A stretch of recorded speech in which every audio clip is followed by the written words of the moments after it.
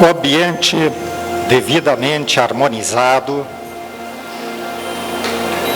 nós convidamos a todos a juntos, em pensamento, dirigirmos a Deus, o arquiteto do universo, o Criador de tudo e de todos, agradecidos por termos sido lembrados na sua grandiosa obra. A Jesus, nosso Mestre, por ter trazido pessoalmente, em carne e osso, a mensagem do seu Evangelho.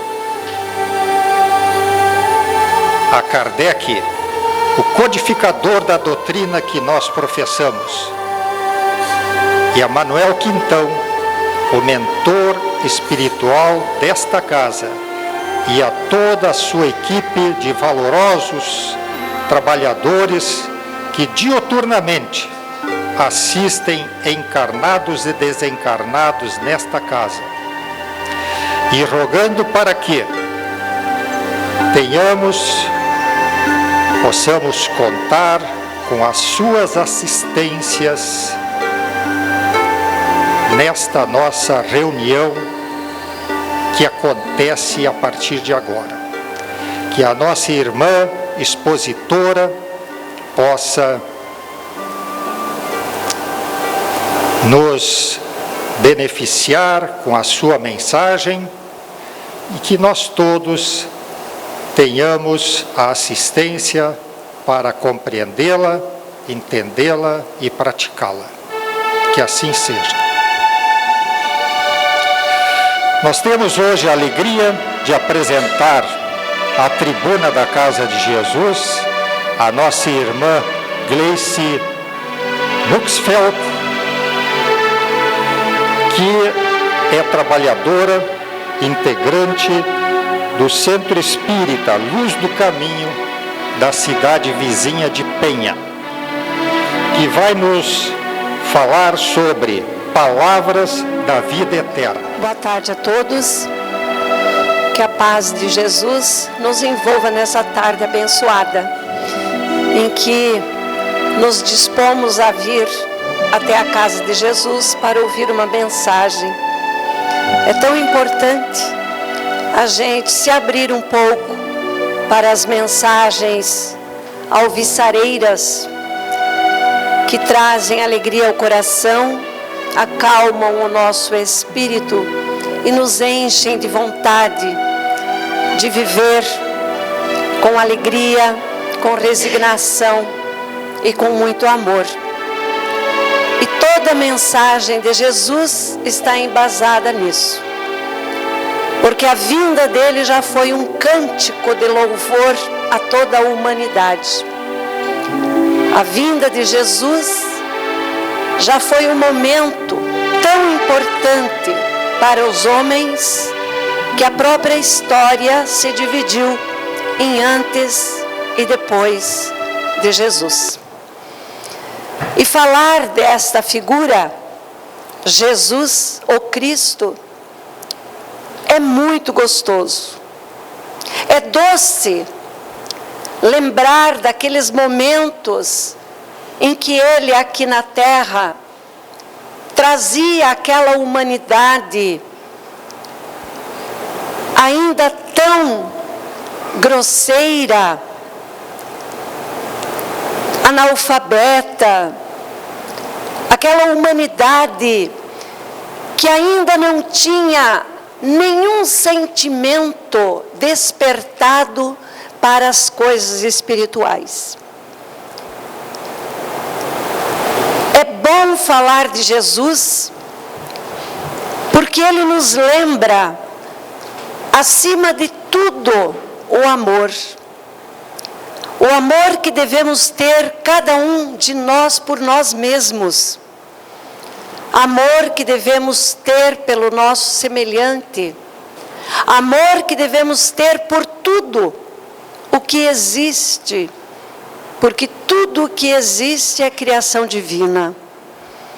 E se ele era o filho enviado desse Criador, ele tinha que despertar isso em nós. Mas para que nós apercebêssemos destas belezas que nos rodeiam e da grande ventura de sermos espíritos imortais, agraciados com um corpo material, para trabalharmos pela nossa evolução espiritual, nos deixa a mensagem da humildade, da fraternidade, da tolerância, da benevolência. São muitos os exemplos que ele nos deixou. Para que possamos lembrar de todo o seu exemplo, teríamos que diariamente viver tudo o que ele viveu. E palavras da vida eterna nos reportam exatamente a isto. Porque imaginemos que João o Evangelista, quando começa a narrar no seu Evangelho essas primícias que Jesus viveu enquanto encarnado na terra, ele começa no seu capítulo 6 a falar do milagre da multiplicação dos pães. Quando Jesus queria saciar a fome material de 5.000 pessoas que se aglomeravam para ouvi-lo falar da Boa Nova. Preocupado então de que não era suficiente só o pão espiritual, mas também o pão material, ele chama os seus discípulos e pergunta: quantos pães temos? Ao que eles respondem: 5, Senhor, e 2 peixinhos. Basta. Basta, e comece a distribuir a esse povo. Sacia a fome dessa multidão. É claro que os discípulos se assustaram. Como é que iriam matar a fome de 5.000 pessoas com 5 pães e 2 peixes? E Jesus então reforça: vão e distribuam. E à medida em que se distribuíam aqueles pães e aqueles peixes, eles se multiplicavam. E quando então todos estavam saciados, ainda restou alguma coisa, ao qual o mestre disse: recolham tudo o que sobrou, para que nada se perca. Quer dizer, sobrou o alimento. Em seguida, no capítulo 6, João começa a narrar Jesus andando sobre as águas, causando àqueles homens uma certa estupefação, por nunca imaginarem que um ser materializado poderia caminhar sobre as águas, mas o mestre podia. E na sequência eles dialogam e mencionam o maná, que durante a travessia do deserto havia saciado a fome daqueles mais de 700 homens, que guiados por 700.000 homens, que guiados por Moisés, atravessaram o deserto do Sinai, rumo à terra de Canaã, fugindo do Egito, aonde haviam sido escravizados. E então Jesus diz de que o maná é o alimento que mata a fome do corpo, mas que ele tem um alimento que sacia a fome espiritual. E que aquele que comer da sua carne e beber do seu sangue, não mais sentirá fome. É claro que eles não entenderiam essas palavras. E isto causa entre aqueles homens um profundo constrangimento. E então se sucede a grande mensagem, palavras da vida eterna. Porque muitos daqueles discípulos, depois de ouvirem estas palavras de Jesus, de que aquele que se saciar da sua carne e beber do seu sangue, não mais sentirá fome. E então Jesus os ouvia dizer: é dura esta linguagem que este homem fala. Quem é que pode ouvir isso?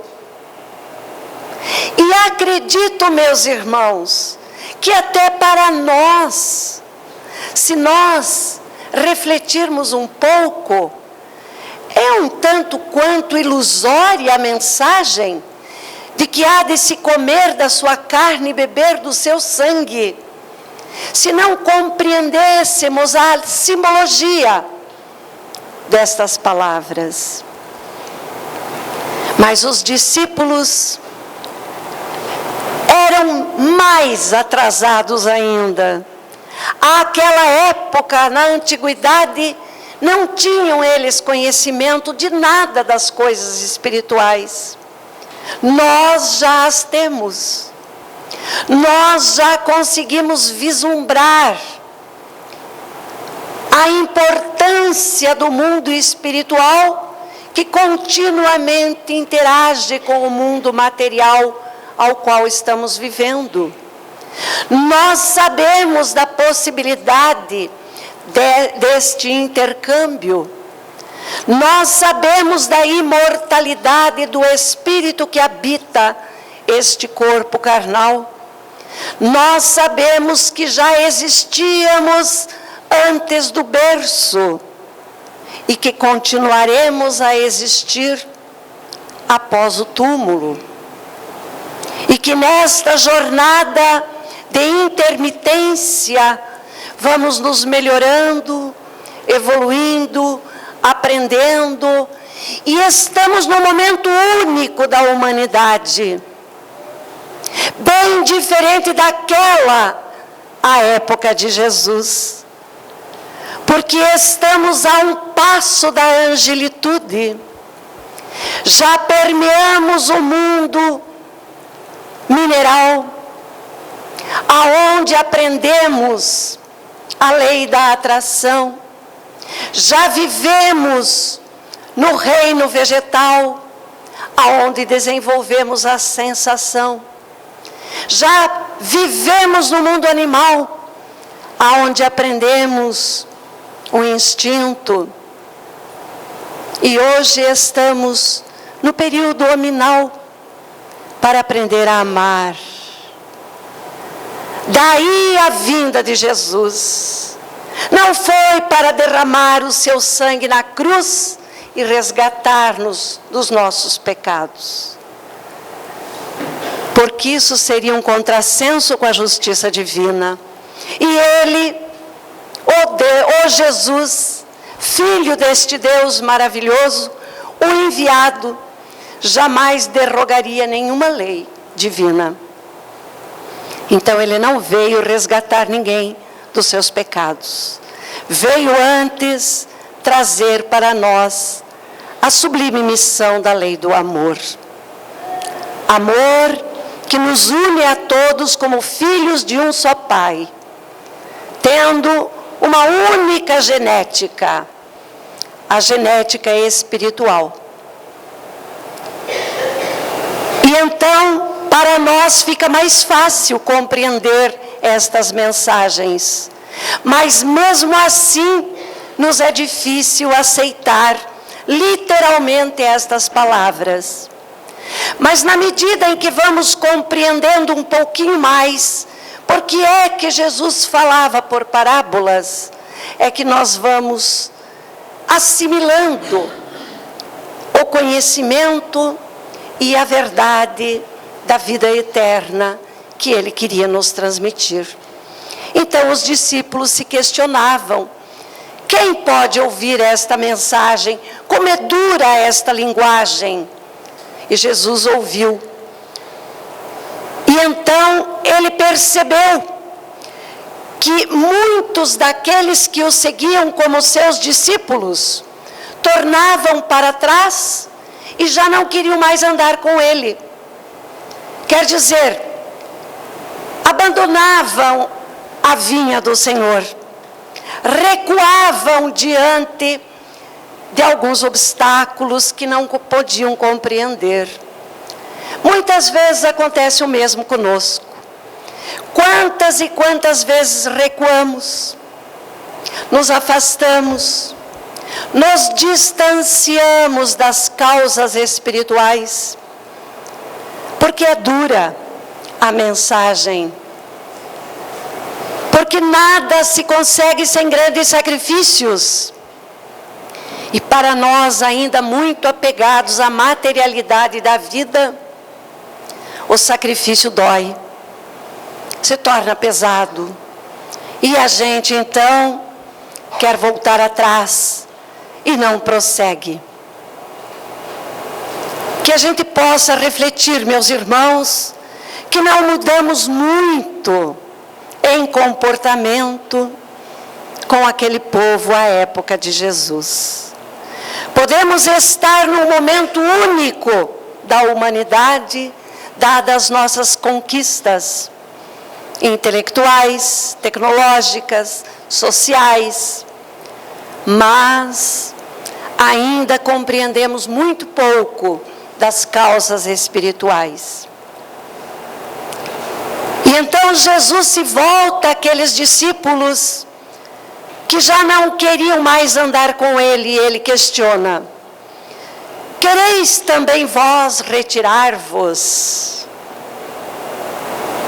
Olha a humildade deste homem, que ainda se preocupa com aqueles que ele resgatara, muitos da vida publicana, como Levi, que depois de ser um cobrador de impostos, odiado e temido, passou a seguir Jesus como um dos seus discípulos.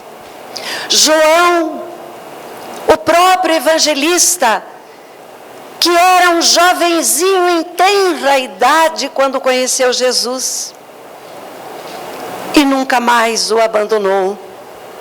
Pedro, que era um homem turrão, nervoso, teimoso, tanto que se chamava ele Simão, e Jesus dá a ele o nome Cefas. Cefas em aramaico significa pedra, e depois traduziu-se então por Pedro. Dado o temperamento daquele homem, que de pescador de peixes se torna pescador de almas. E nós, o que somos diante desse Jesus? Será que também nós não queremos nos retirar em muitas circunstâncias da nossa vida? Ou quantas vezes já nos retiramos, abandonando a causa?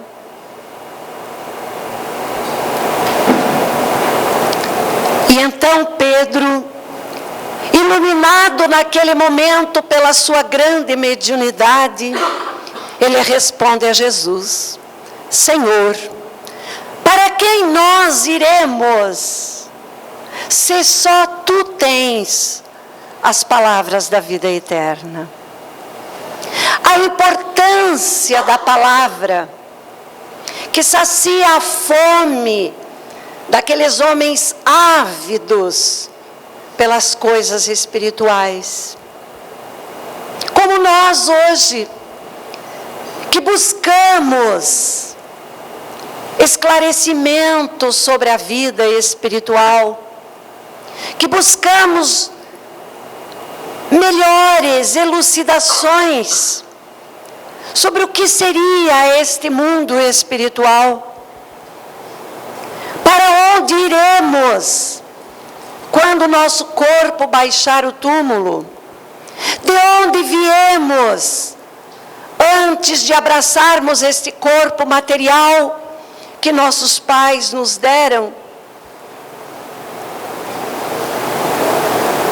O que é esta vida futura prometida por Jesus?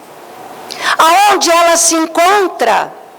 É difícil para nós imaginar aquilo que não seja um céu circunscrito, porque está cristalizado dentro de nós a crença de que os bons irão para este céu.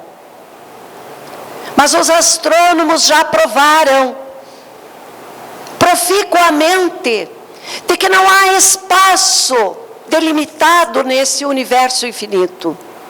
Portanto, o céu não existe.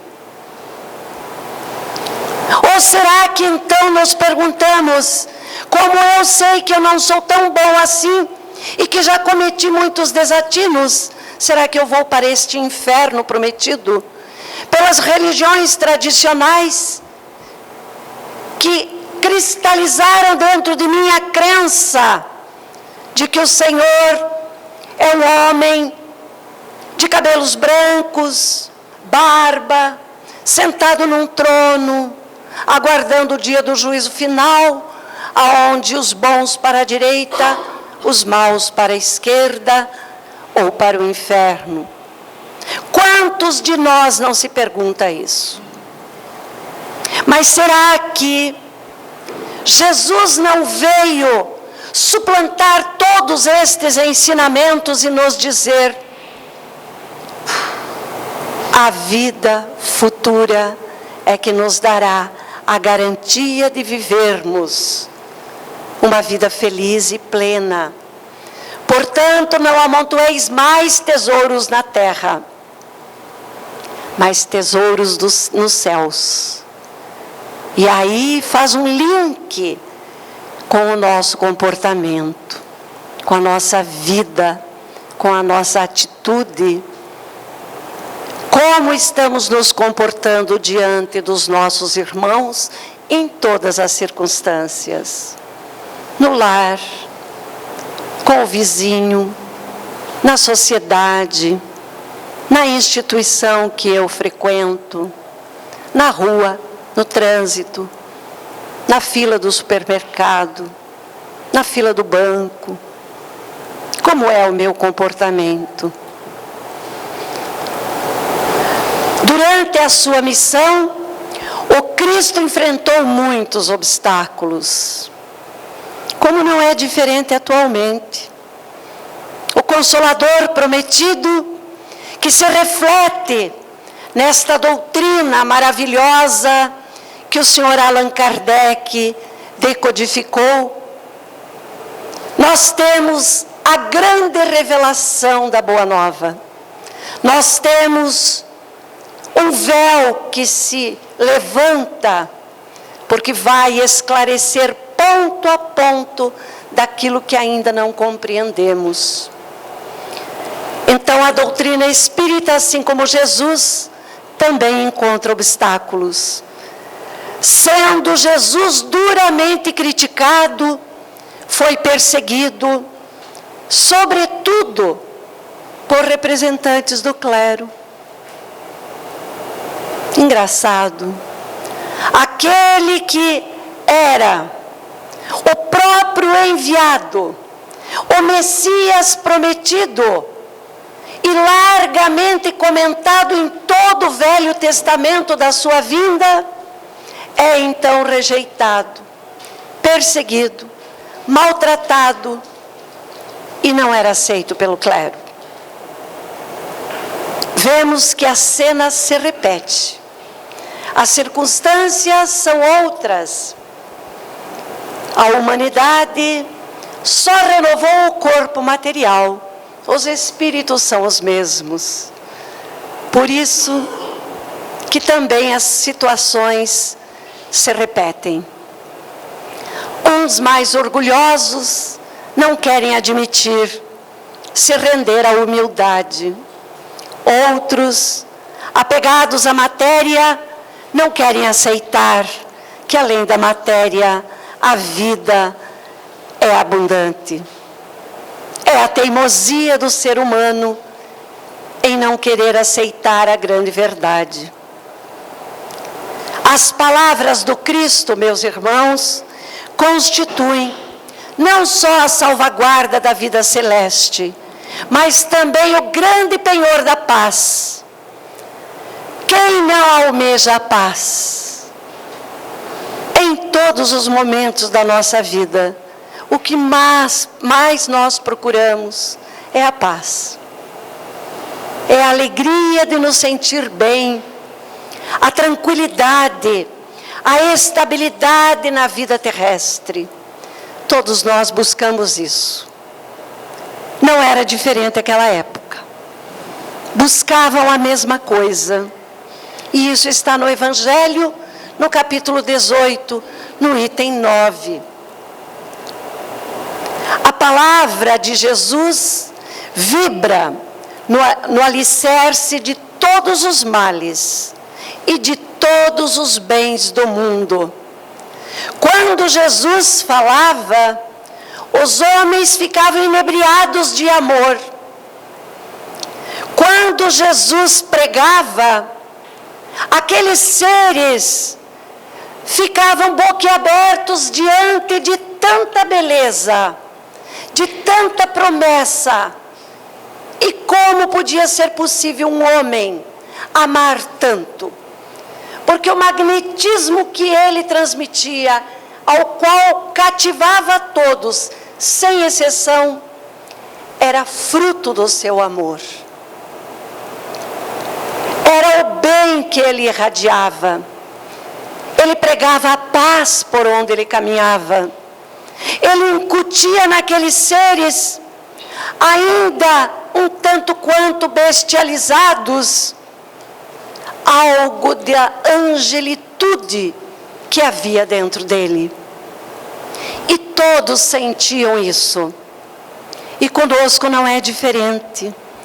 Quando ouvimos um grande orador, como um Divaldo Pereira Franco, nós nos sentimos de tal forma envolvidos com aquele magnetismo que vamos às lágrimas. É o amor daquele ser que se irradia por todos. E Jesus era este homem.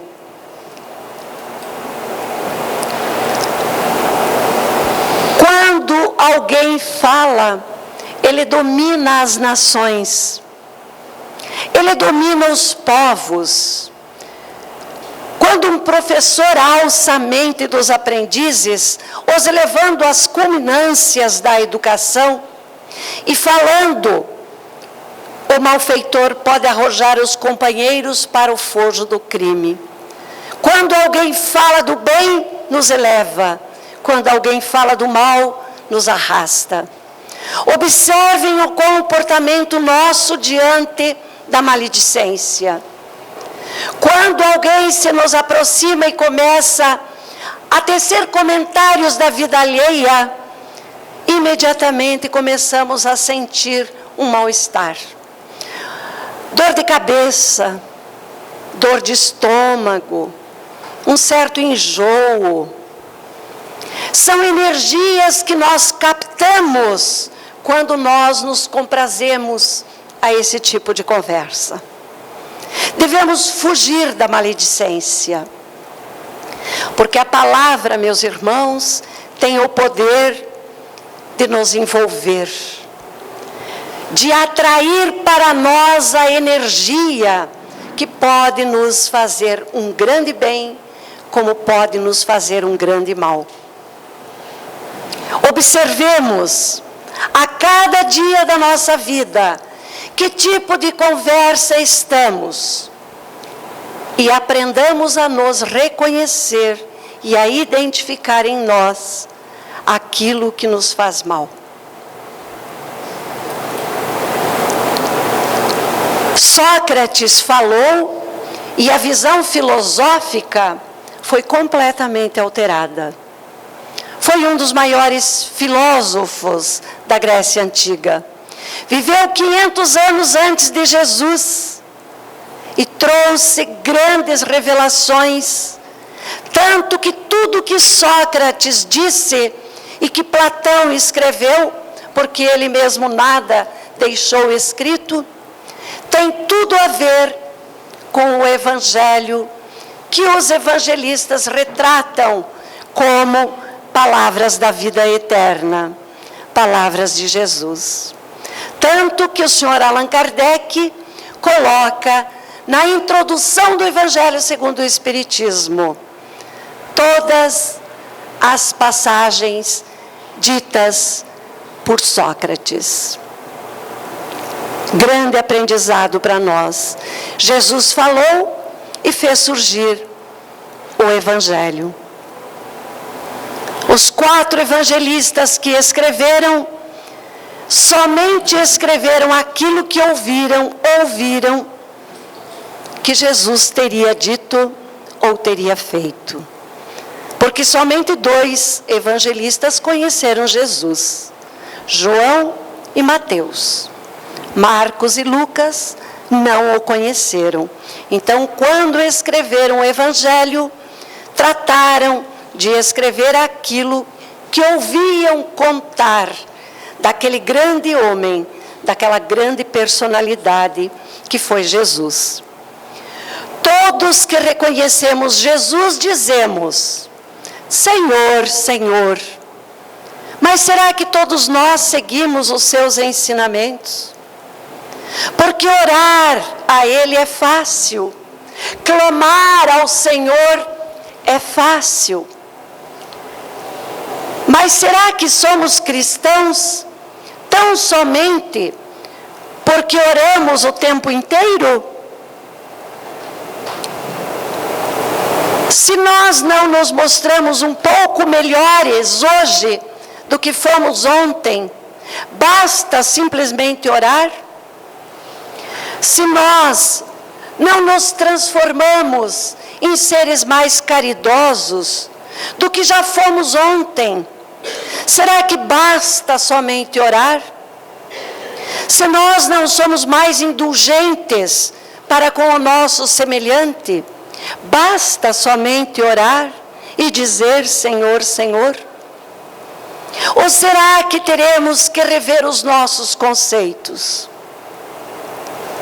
e aprender a nos conhecer, como disse Sócrates na sua grandiosa frase: conhece-te a ti mesmo, e que está inserida no Livro dos Espíritos.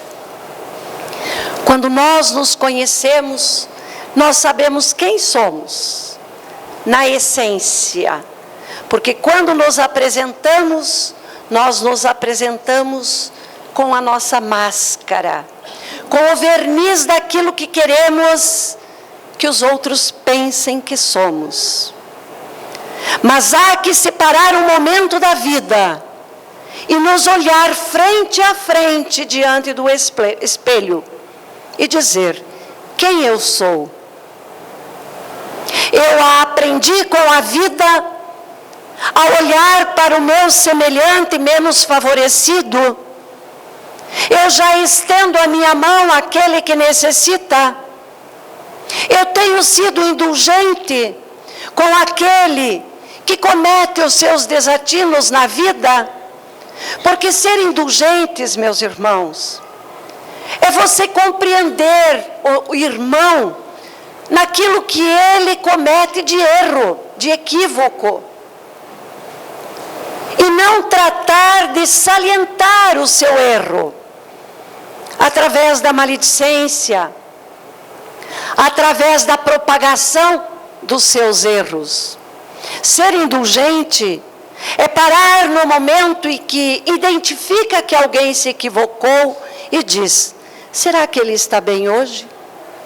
Por que será que ele fez isso? Vou orar por ele. Porque se ele ainda precisa machucar o outro, ou cometer tantos desatinos, é porque ele ainda está doente, está enfermo da alma. E eu, se já compreendo, também já estive. E se a nossa natureza já está um pouco além, devemos estender a mão a quem está aquém, para que ele também possa aprender com o nosso exemplo.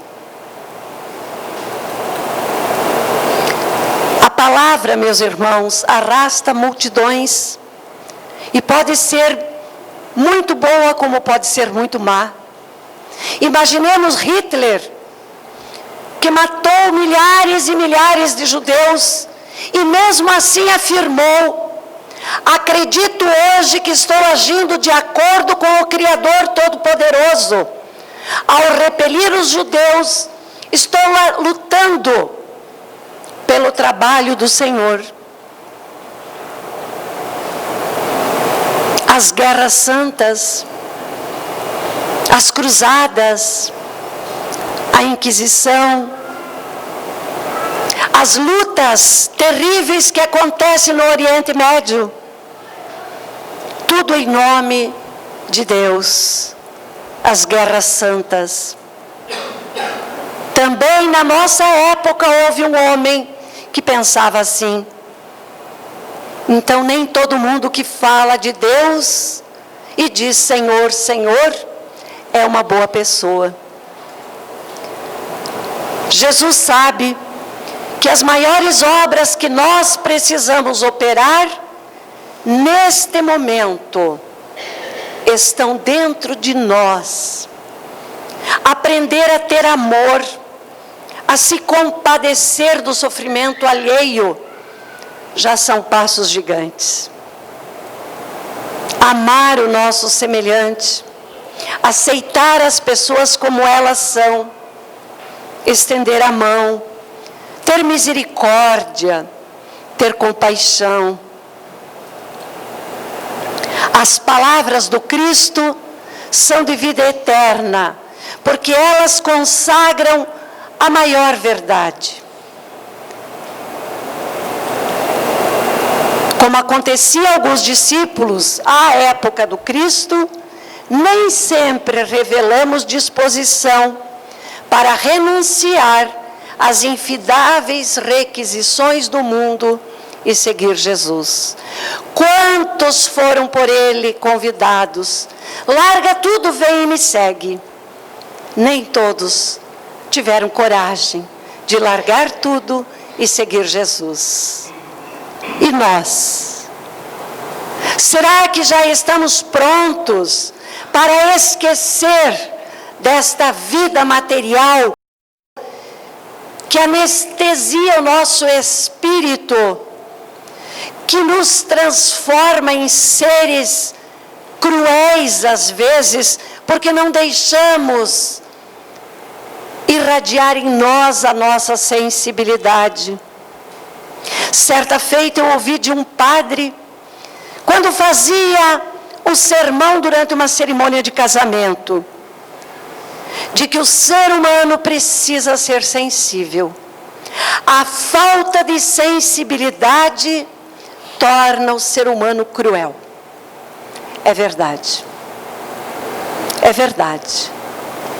E nós ainda temos muito desta crueldade.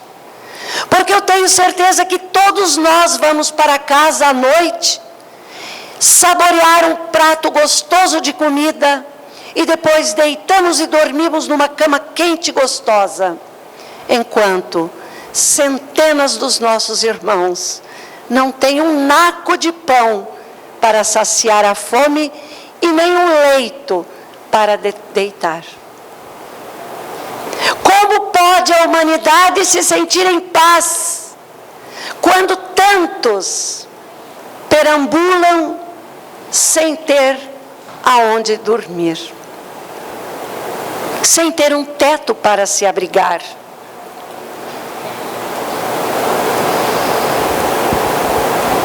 O amor aos bens terrenos, meus irmãos, constitui um dos mais fortes óbices ao adiantamento moral e espiritual. Porque o apego à e a posse desses bens destrói em nós a faculdade de amar. Quando a gente se recusa a aplicar esta sensibilidade e deixa florescer dentro de nós a materialidade predominante, nós deixamos de ser sensíveis à dor do nosso irmão.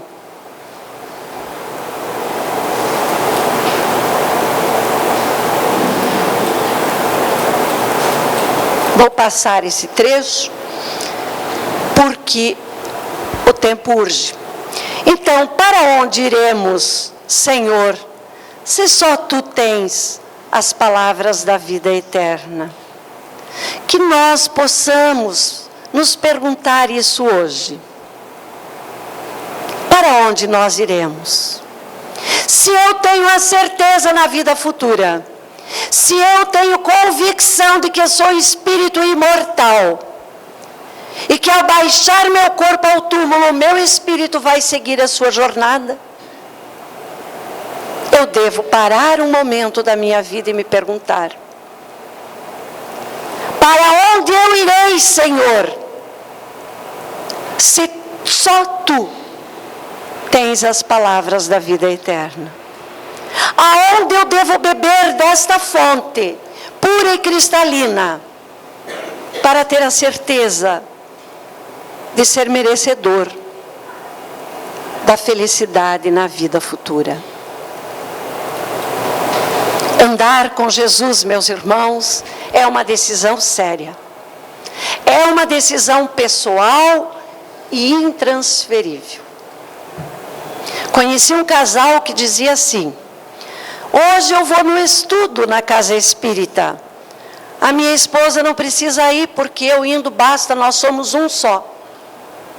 Na outra semana vinha ela e ele ficava. Hoje eu vim, nós somos um só. Não, não é assim. Eu posso estar, claro, muito agarradinha ao meu cônjuge, mas eu sou um ser individual. E o bem que eu faço é meu, mérito a ser contabilizado posteriormente. Então não tem transferência de mérito, assim como não tem transferência de pecado, não é? Então ninguém vai pagar por aquilo que eu fiz, eu mesmo pagarei. Aliás, isso está lá nos 10 mandamentos. O primeiro mandamento, quando Moisés escreveu, dizia assim: amarás o Senhor teu Deus de toda a tua alma, de todo o teu espírito, de todo o teu ser, e ao próximo como a ti mesmo. Porque o Senhor teu Deus, que tudo sabe, tudo vê, castigará na 4ª ou na 5ª geração. As religiões preponderantes excluíram esse texto do primeiro mandamento de Moisés, porque deixava claro a lei da reencarnação. Como é que eu posso pagar pelo pecado de alguém, ou os meus futuros netos, bisnetos, irão pagar pelo meu pecado? Ora, eu não posso reencarnar no meu filho e possivelmente não no meu neto, mas no meu bisneto, tataraneto posso. Então na 4ª, 5ª geração eu volto e começo a resgatar os meus pecados. É isso que ficava claro no primeiro mandamento. Então vamos excluir, porque senão já vai suscitar dúvidas sobre a reencarnação, que eles queriam abolir totalmente. Então, meus irmãos, para concluirmos, Jesus indicou a estrada, mas antes de indicar, ele mesmo a seguiu. E foi a estrada mais dolorosa, foi a verdadeira via crucis, que o levou ao Gólgota, que fez derramar todo o seu sangue plasma, porque a própria história diz, quando não tinha mais sangue, corria água. Era a parte mais líquida do sangue, o plasma. Pregou a fé, mas antes de a pregar ele viveu, pois tinha ele o dom de arrastar multidões. Induziu os discípulos e seus companheiros à coragem, mas antes disso demonstrou-a em si mesmo, porque não teve medo de ninguém e de nada. Aonde ele estava, ele pregava. Imaginem Jesus, que não era aceito pelo clero, pregava na sinagoga. E era permitido tão somente porque a sinagoga era aberta. A quem tivesse o dom da palavra poderia pregar. Mas ele era corajoso, porque lá ele sabia que havia os sacerdotes que poderiam prendê-lo a qualquer momento. E, no entanto, ele pregava nas sinagogas. Demonstrou grande coragem. Difundiu ele a lição do amor. Mas antes de difundir, ele viveu o amor. Porque abraçou a mulher adúltera, não a condenando. Porque foi cear com Zaqueu, o publicano. Porque convivia com homens condenados. Visitava Samaria, que não era aceito pelos judeus como uma nação justa. Ele estava onde havia necessidade de plantar o amor. Entregou-se amorosamente a cada um, expôs a necessidade do sacrifício pessoal e sacrificou-se até a morte. Exaltou a beleza do verbo dar e deu sem recompensa. Engrandeceu a confiança no Pai e foi fiel até o fim.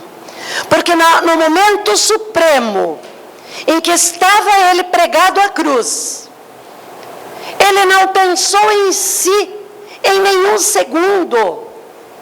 Ele olha e vê Maria abraçada a João, ainda em tenra idade, pois era um jovenzinho. E então ele diz: mulher, eis aí o teu filho. Como se quisesse dizer à própria mãe: cuida dele, porque ele precisa de alguém que o conduza à vida adulta. E olha para João, o seu discípulo amado, e diz: eis aí a tua mãe. E João, diante disso, cuida de Maria até a morte de Maria. Nunca mais João abandonou Maria. E se isso não fosse o suficiente, no momento supremo em que ele dá o último suspiro, ele diz: Pai, perdoa, eles não sabem o que fazem. Mais uma vez ele mostrou que ele se preocupava com aqueles homens brutos, com aqueles homens que ainda não compreendiam nada das coisas espirituais. E ele diz a mesma coisa para nós, meus irmãos. Que a mensagem de hoje sejam palavras da vida eterna. E que Jesus possa morar em nosso coração e dizer a cada um de nós: amem-se. Amem-se como eu os amei. Vivam em abundância como eu vivi. E sejam felizes, porque é isso que Ele quer para nós. Felicidade. Desejo a todos um bom Natal, um ano novo repleto de paz, saúde e felicidade. Muito obrigada. O nosso agradecimento à Gleci pela exposição com a qual ela acaba de nos brindar.